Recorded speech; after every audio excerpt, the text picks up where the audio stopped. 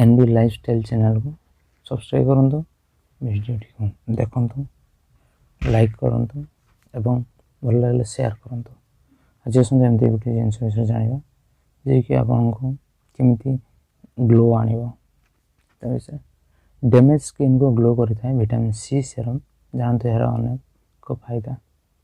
बजार आजिकल अनेक प्रकार ब्यूटी प्रोडक्ट्स उपलब्ध होउछि जहाँ स्किन को चमकदार करने को दाबी करते हैं। एमध्य गोटे हूँ विटामिन सी सेरम। यही सेरम डिमांड गत किसी समय स्किन केयर रूटीन हठात वृद्धि पाई। एंटीऑक्सीडेंट एवं एंटी इन्फ्लेमेटरी गुण चर्म पर लाभदायक होता है बोली विवेचना करा जाए।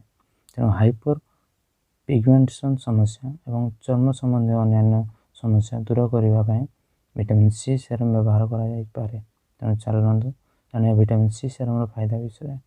एजिंग समस्या vitamin C serum ageing sign को कम करता है एवं त्वचा को चमकाई था। ए मिलूवा उपादान गुड़िक मेलानिन उत्पादन को रोकबार साहाय्य करता है जो कारण दाग एवं अनइवेन टोन समस्या दूर होता है।